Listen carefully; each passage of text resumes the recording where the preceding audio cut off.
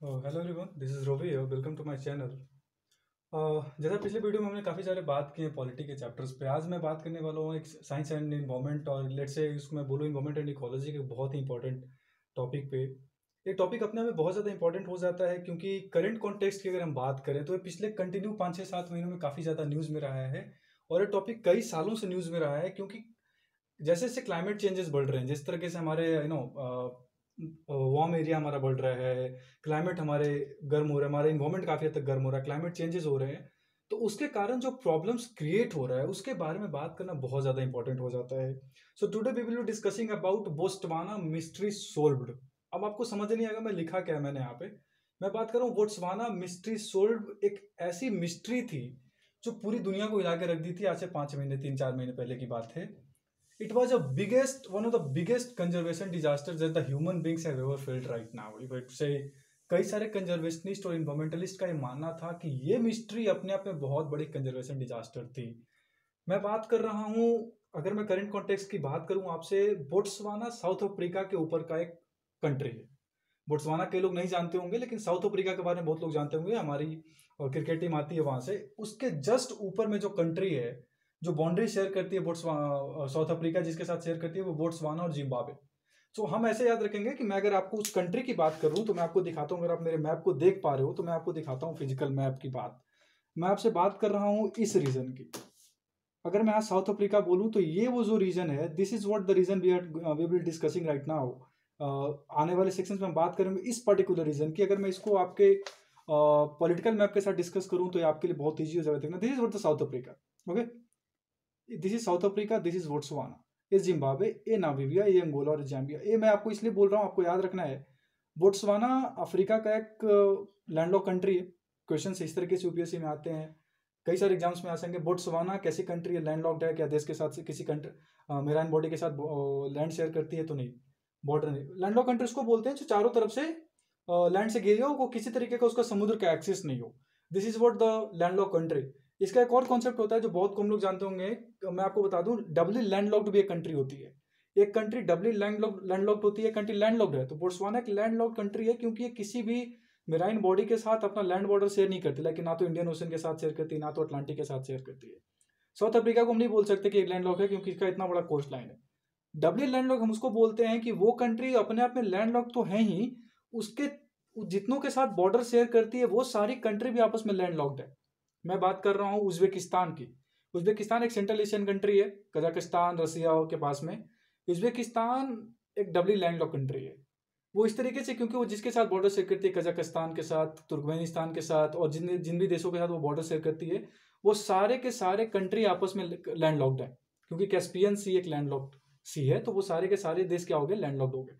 तो मैं बात कर रहा हूँ आपसे बोट्सवाना कंट्री, इस कंट्री की बात कर रहा हूँ। हुआ क्या था, आज से 3-4 महीने पहले इस देश ने एक बहुत बड़ा कंजर्वेशन डिजास्टर देखा कि 300 से ज्यादा अफ्रीकन एलिफेंट्स जो वल्नरेबल हैं, आईयूसीएन की रेड लिस्ट की मैं बात करूं, ये सब एक्स्ट्रा इन्फॉर्मेशन आपको याद रखना है, वन वर्ड क्वेश्चन से बहुत इंपॉर्टेंट है। 300 से ज्यादा elephants, vulnerable African elephants Botswana में मर गए थे, उनके कैरकसेस मिले थे। It was a shock for the world क्योंकि पूरी दुनिया उस टाइम पेंडेमिक से जूझ रही थी, उसके बीच में इतना बड़ा कंजर्वेशन डिजास्टर आना अपने आप में बहुत बड़ी बात है। तो हुआ क्या था कि बोट्सवाना दुनिया का एक ऐसा देश है जिसको कई सारी देश सपोर्ट करती हैं, क्योंकि ये इस देश ने दुनिया को दिखाया है कि वाइल्ड लाइफ को कंजर्व कैसे करते हैं।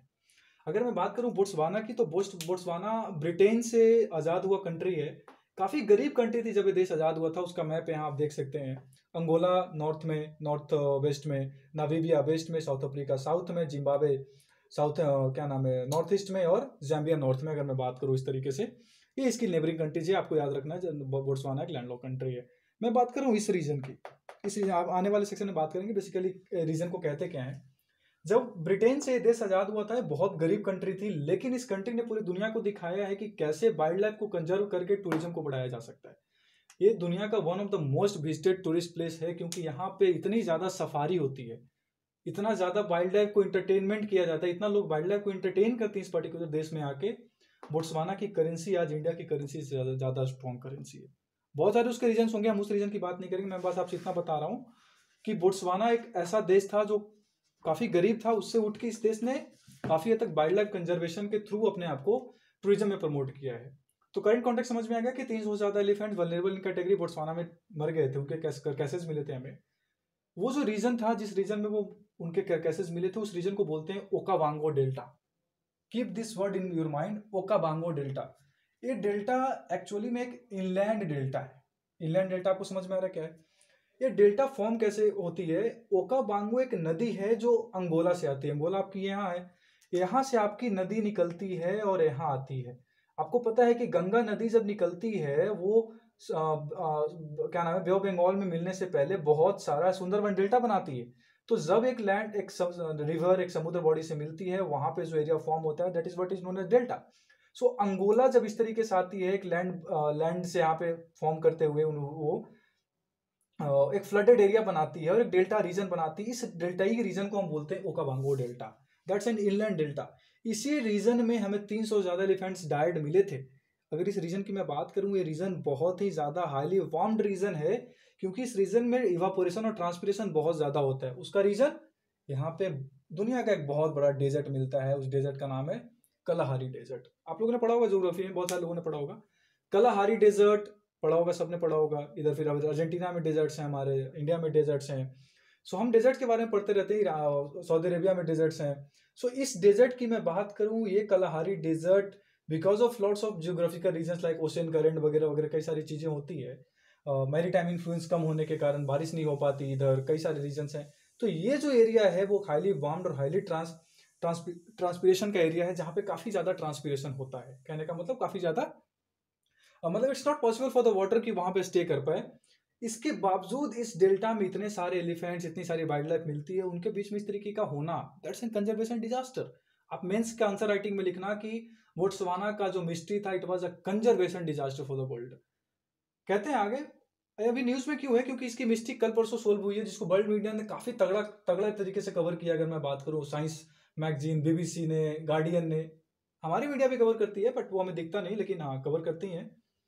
सो मैं बात करूं, वर्ल्ड मीडिया ने इसको बहुत ज़्यादा कवर किया है, क्योंकि इसकी मिस्ट्री सोल्व हुई है, क्या हुआ है, किस कारण मरे थे, हम अपन आगे बात करेंगे। अगर मैं इस देश के बारे में बात करूं आपको, तो इसके प्रेसिडेंट हैं मोकाविसी मुसीसी। लैंग्वेज इसका इंग्लिश है। क्रिश्चियन मेजोरिटी देश है। कोई ऑफिशियल रिलीजन नहीं है इसका। ऐसा नहीं बोल सकते कि क्रिश्चियन मेजोरिटी रीजन है तो क्रिश्चियन यहाँ की ऑफिशियल रिलीजन, ऐसा नहीं है। करेंसी पूला, इस बात को याद रखना, करेंसी पूला। ये सब एसएससी और किसी रेलवे एग्जाम में छोटे छोटे क्वेश्चन बनते हैं। एक यूएस डॉलर 11.58 पूला के इक्वल है। कैपिटल इस देश की है गैबोरोन। कैपिटल क्या नाम है? गैबोरोन। किन किन देशों के साथ बॉर्डर शेयर करती है वो आपने देख लिया, मैंने बता दिया आपको। ब्रिटेन से आजाद हुआ है देश। Multi party Republic with one legislature, उसका नाम है national assembly. Multi party Republic, India भी एक मल्टी पार्टी रिपब्लिक है। इंडिया में डबल लेजिस्लेचर है, यहाँ पे एक लेजिस्लेचर है, that is what national assembly. India parliament में लोकसभा राज्यसभाएं हैं। इसी तरीके के इंसिडेंट की अगर मैं बात करूं, तो जिम्बाब्वे में कुछ टाइम पहले, जिम्बाब्वे ये देश, उसने वाइल्ड लाइफ को कंजर्व किया, वहां पे भी सिमिलर इंसिडेंट पाया गया था।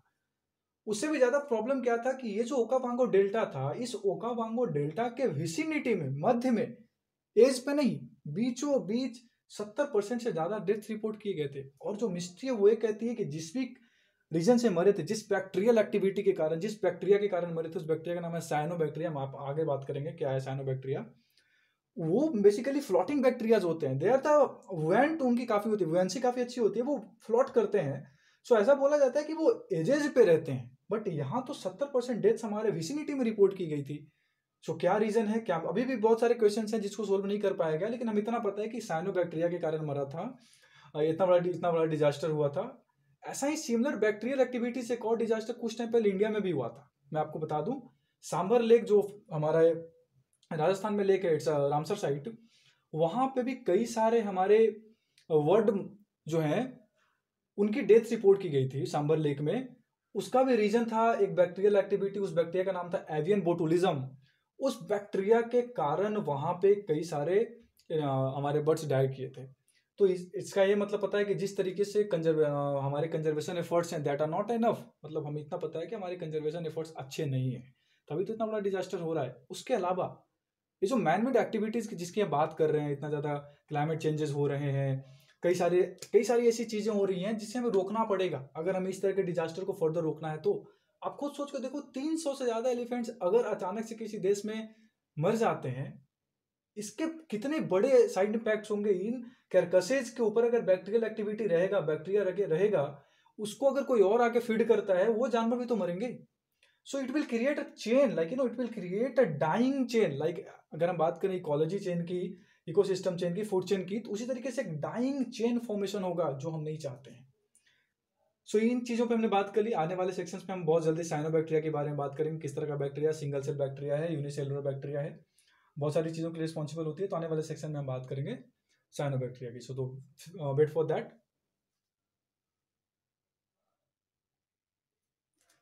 हाँ, तो जैसा मैं बात कर रहा था आपसे कि कौन सी बॉडी रिस्पॉन्सिबल है, क्या रीजन क्या है कि इतने सारे एनिमल्स हमारे डाई किए, मैं बहुत ही ब्रीफ में आपको बताऊंगा, क्योंकि इसके ऊपर बहुत सारे रिसर्च अभी होने बाकी हैं, क्योंकि मिस्ट्री सोल्व हो चुकी है लेकिन कई सारे क्वेश्चंस अपने आप में छोड़ के गई है। इस इस पूरे मिस्ट्री को सोल्व किया गया एक बैक्टीरिया एक्टिविटी के कारण, उसका नाम है साइनोबैक्टीरिया। ये बैक्टीरिया जो है ना, this bacteria is responsible for this conservation disaster.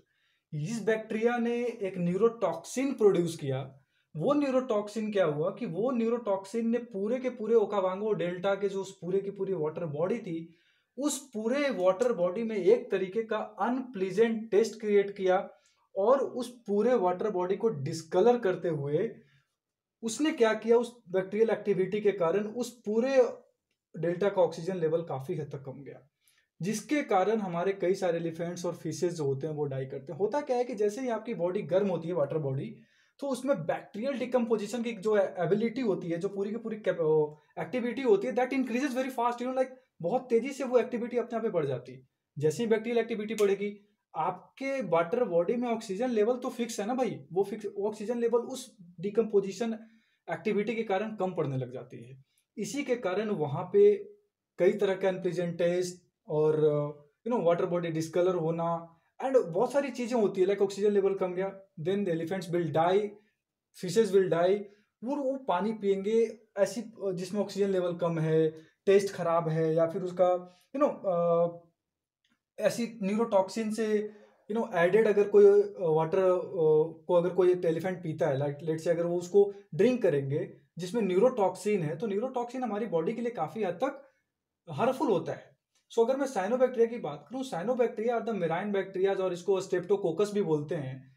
They are blue green algae, they are blue green algae, जो कि एक तरह होता है, विच आर अ टाइप, अगर मैं बोलूं it's a type of photosynthetic bacteria consisting इधर ऑफ सिंगल सेल और कॉलोनी, जो कि कहां मिलता है, इनलैंड वाटर में। Cyanobacteria are the blue green algaes which are a type of photosynthetic bacteria consisting either of single cell or colony। आपसे question आएगा कि क्या cyanobacteria multi cellular bacteria? No, it's a single cellular, जो आपको कहां मिलेगा, inland water में। Photosynthetic bacteria कहने का क्या मतलब होता है, this bacteria are itself having खुद ही एक सिंगल सेल होते हुए भी एक खुद वो सिंगल सेल जो रिस्पॉन्सिबल होता है वो फोटोसिंथेसिस प्रोसेस का यूज करके इनके लिए भोजन बनाता है। लाइक हमारे अंदर ट्रिलियंस और ट्रिलियन सेल्स हैं, मल्टी सेलुलर बॉडी है हम, लेकिन साइनोबैक्टीरिया द यूनिसेलुलर बॉडी वो एक सिंगल सेल फोटोसिंथेसिस की प्रोसेस को कंप्लीट करता है, और दिस बैक्टीरिया थ्राइव करती हैं हमारे इनलैंड वाटर में। अब क्या हुआ कि ये जो एरिया आपको, जैसे मैंने पिछले सेक्शन में बताया कि वार्म एरिया है, इवापोरेशन काफी ज्यादा होता है, वो सिंगल एलिमेंट काफी हद तक साइनोबैक्टीरिया की एक्टिविटी को सपोर्ट करता है, बिकॉज ये बैक्टीरिया हमारे हॉट एरियाज में काफी हद तक ग्रो करते हैं। In hot areas they grow वैसे एरियाज जहां पे न्यूट्रिएंट रिच होता है। न्यूट्रिएंट रिच कहने का मतलब मैंने आपको बोला, ओकावांगो नदी कहां से आती है, अंगोला से फ्लड करती है इस एरिया में। जहां भी फ्लड होगा न्यूट्रिएंट वहां पे बहुत होगा, हॉट एरिया है, न्यूट्रिएंट रिच है, फ्लोट करते हैं सरफेस पे। मैंने क्या बोला था कि विसिनिटी में मिली थी 70% से ज्यादा डेथ। ये मिस्ट्री अभी भी सोल्व करना कि अगर ये बैक्टीरिया फ्लोटिंग करती है तो एज पे थोड़ी फ्लोट करेगी, फ्लोट तो बीच में ही करेगी ना, एज में भी करेगी, बीच में भी करेगी। इसी कारण 70% जो डेथ्स है वो हमारी विसिनिटी से रिकॉर्ड की गई थी। लेकिन बहुत सारी इसमें चीजें अभी और फाइंड आउट करनी है, इसमें भी थोड़ी सी मिस्ट्री इस पॉइंट में कि फ्लोटिंग ऑन सरफेस अगर बैक्टीरिया है तब भी हमारे विसिनिटी में कैसे मिले, एज पे भी क्यों नहीं मिले, वगैरह वगैरह चीजें सोल्व करनी बाकी है। होता क्या कि मैंने आपको बोला टेम्परेचर बढ़ेगा तो बैक्टीरियल एक्टिविटी इंक्रीज हो जाएगी, डिकम्पोजिशनल एक्टिविटी इंक्रीज होगी, जिसके कारण ऑक्सीजन लेवल काफी हद तक डिक्रीज कर जाएगा। इस पार्टिकुलर ओकावांगो डेल्टा के पास जो फास्फोरस और नाइट्रोजन जैसे मोला न्यूट्रिएंट रिच एरिया होती हैं, वो सफिशिएंट होने के कारण ये साइनोबैक्टीरिया न्यूरोटॉक्सिन इजिली प्रोड्यूस करती हैं, because all this elements support the thriving nature of what, cyanobacteria. Are you getting my point? What I am trying to say, like still water है, ऑब्वियसली मैंने बोला delta है, still water होगा वहां पे, weather condition stable है क्योंकि desert है।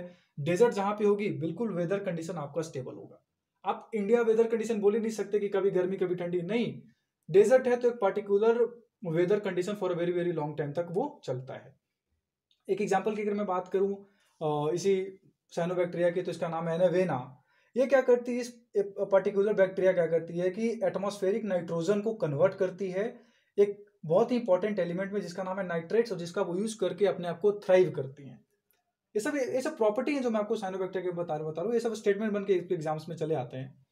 तो साइनोबैक्टीरिया शुगर प्रोड्यूस करती है bye fixing carbon dioxide from the atmosphere. ये पार्टिकुलर एलिमेंट आपको याद रखना है, क्योंकि इससे जो फरवरी में इंडिया में भी एक क्वेश्चन बनेगा, इंडिया में भी करंट कॉन्टेक्स्ट था जिसमें हम बायो फ्यूल बनाना चाहते हैं इन बैक्टीरिया का यूज करके, क्योंकि बायोफ्यूल शुगर वगैरह ये बैक्टीरिया प्रोड्यूस करती है ना कार्बन डाइऑक्साइड को फिक्स करके एटमॉस्फेयर में।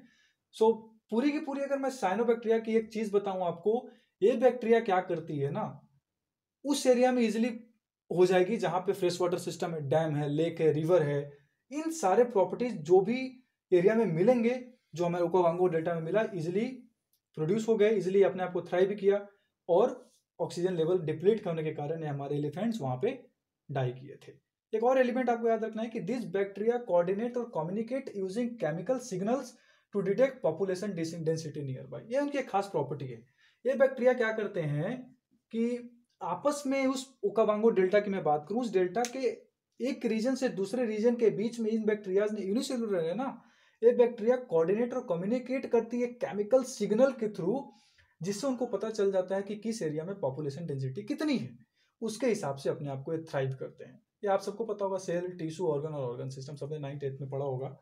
सो ओवरऑल मैं इस पूरे टॉपिक को समराइज करूं तो it was a conservation disaster. Botswana हमारी बहुत अच्छी कंट्री है, वाइल्ड लाइफ रिच कंट्री है, वाइल्ड लाइफ को प्रमोट करती है, लेकिन इस न्यूरोटॉक्सिन के कारण, क्योंकि ये सारे एलिमेंट्स सपोर्ट करते हैं ओकावांगो डेल्टा में साइनोबैक्टीरिया की थ्राइविंग नेचर को, उसके कारण हमारा ये इतना बड़ा कंजर्वेशन डिजास्टर हुआ है। तो आपको बस इतना ही पता रखना है कि साइनोबैक्टीरिया क्या है, कुछ प्रॉपर्टी जो मैं आपको बताए। So this is what the topic was all about. So that's in from my side. Keep watching and keep loving me. This is what Ravichandra UPSC signing off. Thank you so much.